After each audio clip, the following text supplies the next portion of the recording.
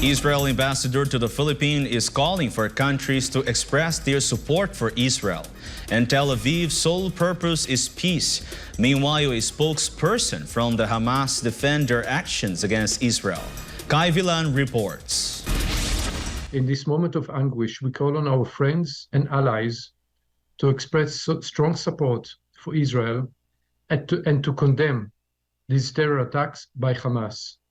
We expect and we hear voices from the international community and from our close allies of condemnation of the terror attacks and expressions of support for Israel's right to defend itself and its citizens.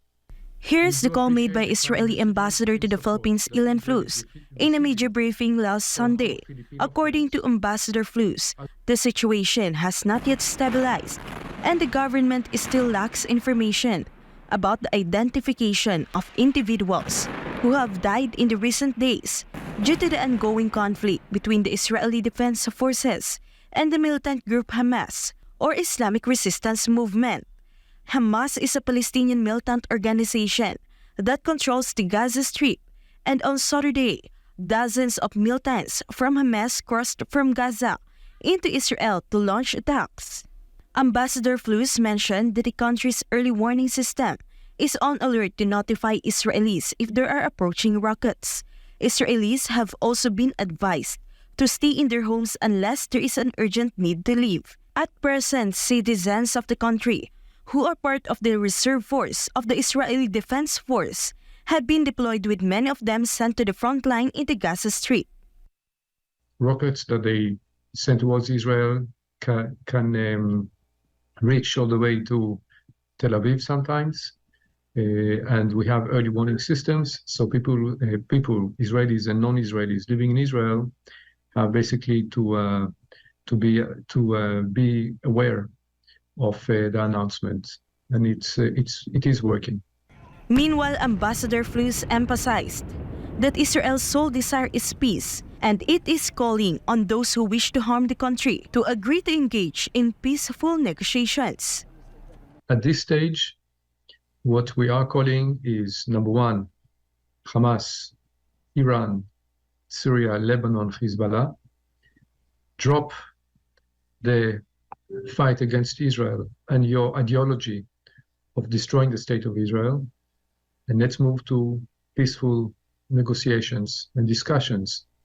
Until then, at least regarding Hamas, as you can see, Hamas is targeting Israeli civilians, Israeli towns, and is basically trying to wipe Israel off the map. And this is something that we have to fight back. When will we be able to achieve final peace is something that you have to ask the other side. But what we do expect is to hear from our close friends and allies is about the right of Israel to exist as an independent, strong and safe and peaceful country. According to a journalist, many leaders on both sides desire peace between Israel and Palestine, but this is being obstructed by Hamas. There are many people at both sides who want a peaceful resolution. Here in Israel, there are also many Palestinian leaders, such as Abu Mazen, who truly wants a peaceful resolution. But there are many who want to destroy Israel. You know, the Yahya Sinwar and the Ismail Haniyeh and the leaders of Hamas decided, and they say it every time, they want to destroy Israel. They want to kill me, they want to kill my family, they want to kill everyone I know. And as a reasonable country, we can't allow them to do that, because killing people is bad thing. This is also the statement made by technology business advisor and blogger Hillel Folt, where he believes that peace and democracy will prevail against those advocating terrorism, conflict, and death. I was in synagogue. It was a holiday. It's the end of a 7-day festival. Yesterday was the 8th day, the end of the festival. And we were in synagogue praying, dancing with Torah scrolls, which is what we do on that day, when there was a siren, and we all ran into the bomb shelter. And then the rumors began, but we were unable to verify it because observant Jews don't use their phones on Sabbath. and on holidays. And so we were really based on what people were hearing. And so it was a very big mess in terms of what was really going on. And only last night at about 7:10 that I find out what's really going on. But it was a pretty traumatic day. It was a pretty traumatic day, before we found out what was going on and after we found out what was going on. It's maybe perhaps one of the hardest days the state of Israel ever had to face.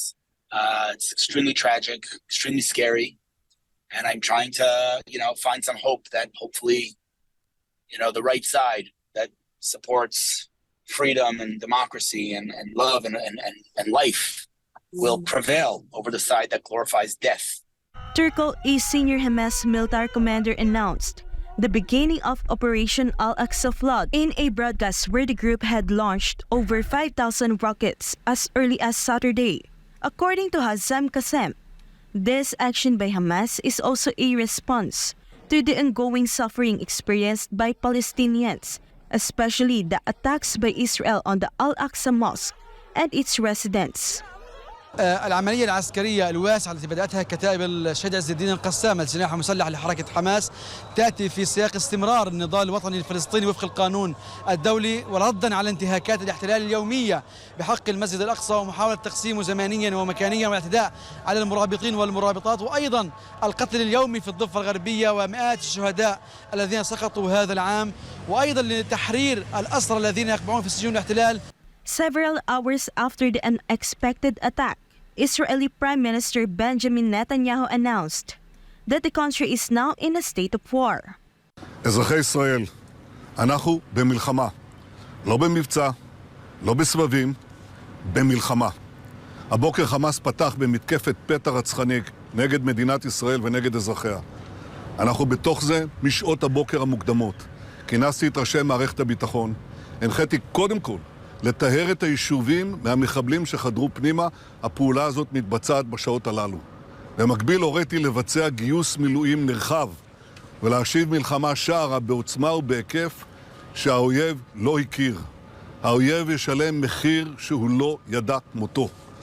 אני קורא בינתיים לכל אזרחי ישראל להישמע בקפדנות להנחיות הצבא, להנחיות פיקוד העורף. אנחנו במלחמה ואנחנו ננצח בה. For God and my beloved country, the Philippines. Kai Vilan, SMN News.